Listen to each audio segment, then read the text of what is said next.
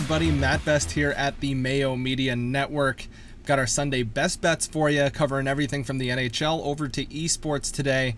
A few things that I do like, but before we dive into that, let's remember to smash the like button, as Mayo always says. Press that subscribe button popping up in the bottom right of your screen, a nice little reminder for you. If you're on audio, though, don't feel left out. You can rate us 5 stars, leave us a review, and leave your Twitter handle in your review as well, because Pat's always giving out money. $100 is pretty much always on the line, so if you go ahead and do that, write a nice thing or two, leave that Twitter handle, you'll be entered for a draw to win $100 cash. No messing around here, just sent right to your bank account, and that's the best way to win a prize. I think it's one of the smartest things we can do here is just give you money. And we're going to try and win you some money now with our picks, but let's recap last week on the show here. Nashville won against Dallas. It's their only win in their last 7 games, so I'm not too upset about it.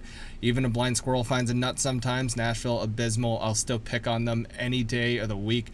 I mean, I was on Tampa Bay to win by 2 or more goals, and they came through for me there. Nashville's bad. Not really good. Their decor is terrible. Ben Harper, Mark Borowiecki, Matt Benning getting all prominent playing time right now. So if you do see Nashville pop up on the slate, don't be afraid to bet against them. Went 2 for 4 on shot props. Brady Tkachuk didn't come through for us. Anders Lee didn't come through for us either. But the 2 other fellas, Svechnikov and Alex DeBrincat, certainly did. We'll be going back to one of those names today on the show. And Team LeBron, we did some silly NBA All-Star Game stuff, and Team LeBron cashed for us. So thank you, LeBron James and Steph Curry.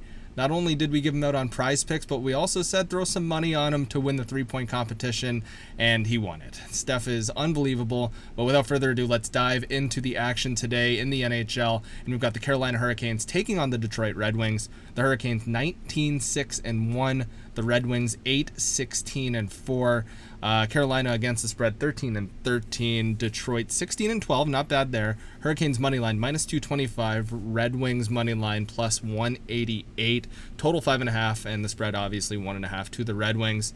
Let's look at a few other lines here. Carolina puck line +117. That's something I'm going to be on this bet. The Hurricanes offense is one of the most potent in the NHL. If you watch their zone entry, it's pretty much unparalleled. Their speed and their quickness around the blue line, they're one of the only teams in the NHL that can execute cross-ice passes near the blue line without getting whistled for offsides every single time. They're averaging 4 goals a game over their last 4 games, so their offense isn't dried up at all. Coming off a 2-day break, which is great for this team and their legs, and they lead the league with 28 power play goals this year. Now let's look at Detroit and why you should kind of stay away from them. I know a friend of the show, Cam Stewart, likes going after these dogs, but I'm not going to do any dog noises. But Cam, I can't go pick the Red Wings here. Over Detroit's last 10 games, their goalies are giving up an average of 3.8 goals per game and an .894 save percentage combined. Not too great. Carolina, one of 6 teams in the NHL with over 300 high danger scoring chances. Meanwhile, Detroit, dead last in that category, 219 high danger scoring chances for. All the signs point to the Hurricanes beating the Red Wings, and I know the line at -225 is kind of obvious that way. I just don't feel like it's a trap situation at all. A lot of the games, too, there are some heavy favorites going on, but this is the one game where I'm most confident in taking the puck line here. So we're going to go Carolina money line -225 and Carolina puck line at +117. Plus, old James Reimer has just been steady for the Canes, so I'm not opposed to either starting goaltender for Carolina. Now let's dive into some shot props. And we've got 4 for you on this slate here. We're going to keep with the Hurricanes theme, and we're going to look at Andrei Svechnikov over 2.5 -134. You see on the board here if you're up with us on YouTube, smash that subscribe button. 2.5 -134. We're going with the over here. Just another high volume shooter. He's a darling of the fantasy hockey picks and bets show. Chris Meany always goes to him, and if that guy gets something right, it's shot props. It's unbelievable how many this guy gets. Everybody at FTN is a happy camper with Chris Meany. Shout out Chris Meany. But I do love Svechnikov here. -134 is also not a bad price to pay. I think it's going to go up as the day continues. So if you catch me earlier in your day, make sure you can try and get this line. Over his last 7 games, Svech has only missed that 3-shot mark once. So the dude can shoot, and it was against Nashville, and I do a podcast for the Nashville Predators called Locked On Predators. Go give us a follow there, LO_Predators. We're actually giving away a bunch of stuff. Shameless self-promotion. You can go there, find our tweet. But a lot in that game, Svechnikov's shots were just being blocked, left, right, and center, deflected, and blocked.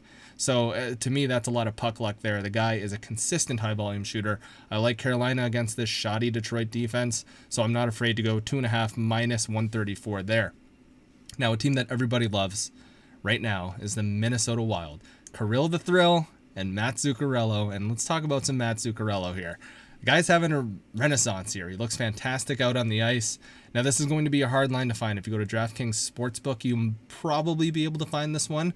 We're looking at over 1.5 shots at minus 118. This is still too low. On the Fantasy Hockey Picks and Bets show, Chris Meany brought it up and was talking about how some books are starting to catch on, setting this guy's line at 2.5. Nope, right back down to 1.5 after Kaprizov gets a hat trick. And we love it here. Over his last 10 games, I mean, we did the same thing with Svechnikov, and he only missed it once over his 7. But with Zook, he's only missed the 2-shot mark once over his last 10 games.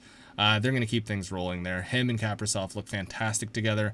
If you can find Kaprizov as well at 2.5, I wouldn't hesitate hitting that as well. So Zuccarello, 1.5 shots, minus 118. We're going to hit the over there. And now his teammate, I don't really give out unders because unders aren't as fun to look for. You're kind of rooting against the guy. I like rooting for the players, but Kevin Fiala, he's seen his ice dip or his time on ice dip to 14 minutes over the last 2 games, and you can blame a lot of that on how well Kaprizov and how well Zuccarello, that line as a whole, has been playing. Just 1 shot over his last 2 games for Kevin Fiala. Kind of struggling here. Let's take advantage of it. 2.5 shots, plus 135 for the under, and we're going to do that there. Now with Colorado, I like targeting the guys on this team, especially Nathan MacKinnon, who after injury proved that he was completely fine and fired off 10 shots. But Mikko Rantanen, over 2.5, minus 155 is what we're going to go for here. Now with Mikko Rantanen, we talked about it, on the Fantasy Hockey Picks and Bets show, by the way, Monday, Tuesday, Wednesday, Thursday, Friday, Saturday, here at the Mayo Media Network if you need your puck fix. And Rantanen's price for 2.5 was getting up to almost minus 200. We saw him as high as minus 175, 180, but he's dipping back down. Minus 155 is where I can comfortably include him in some parlays. If you loop Zuccarello, Svechnikov, and Rantanen together, you should be able to get about plus 400 or higher there. Rantanen averaging 3.3 shots over his last 10 games. Guy likes to shoot too. It doesn't matter if Nathan MacKinnon's on the ice. He will still continue to shoot. Now over at prizepicks.com, our friends there, they not only have the NHL, they not only have the NBA, which we dabbled in last week, but they also have esports there. And if you knew me from early in my career, if you followed Pat around as well, you've probably seen me pop up on the network, and esports has been my shtick, and we're always pretty much going to have an esports segment in one of these videos. Now, what we're going to do here at Prize Picks, it's very simple scoring for esports. You get 1 point for a kill. You get 1 point for an assist. It's as simple as that. There's no decimals, no adding, no subtracting, just straight up 1 point for what you get here. Now, if you go to prizepicks.com, you get up to $100 of a deposit bonus match. That is a mouthful to say. If you use code MMN. A lot of just jumbly words here. But yep, go to prizepicks.com, use code MMN. They'll give you up to $100 on your deposit match there. But without further ado, let's dive into the picks. And the first one we have for you is Core JJ of Team Liquid going up against 100 Thieves. We're going to go over the mark here at 9.5. He's one of the best supports in the game. If Core JJ can play anyone but Rel, though, he should hit this mark with ease. Get him on Leona, get him on Blitzcrank, any of those champions. And if you don't know what I'm talking about, just listen to me and hit the over on this at Prize Picks, 9.5. But if he plays Rel, then it'll be tight. That is basically the lose condition here, is if he gets banned out. But I think 100 Thieves will focus their bans elsewhere than the bot lane. Now, while that's happening in the North American League Championship Series, that's a best of 1. But for our other pick here with Deft, this is a best of 3. That happens in Korea, and it happens very early in the morning. So if you're lucky enough to hear this at the wee hours of the morning and you can get your lineups in, Deft is a guy who you definitely need to put into your lineups. So like I said, you need the score of 19 to hit over 2 games, and it's the first 2 games. It's not the best scores if they play 3. I don't think they're going to play 3. I also think a moneyline bet is smart on Deft's team, Hanwha Life Esports, playing one of the worst teams in Sandbox. But for Deft, he needs to hit 19 points over 2 matches. Like I said, Sandbox not great. You can go ahead and bet against them as well, but that's super juice. I don't want to give that out as a play because Nobody's here to listen to minus 400, 500 plays. Minus 200, it's getting kind of close, but I don't want to go up to 400 or 500. Out of the last 3 series that Deft has faced, he's only missed this number once of 19 between 2 games, and it was against a very good Gen G team.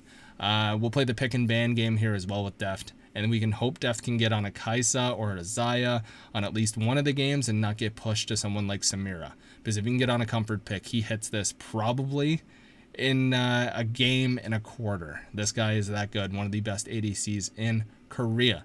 That'll do it for me here at the Mayo Media Network for your Sunday best bets. Make sure you leave a comment below what your favorite bet is. Doesn't have to be one of mine, or if you don't like mine, let me know. Let's talk about it in the comments. And if you want to learn more about esports, hit me up on Twitter at bestofmatt. We can chat about what the heck is even going on with a bunch of kids playing video games, winning millions of dollars. It's a wild world, but we're happy you're with us here at the Mayo Media Network. Until next time, see you later.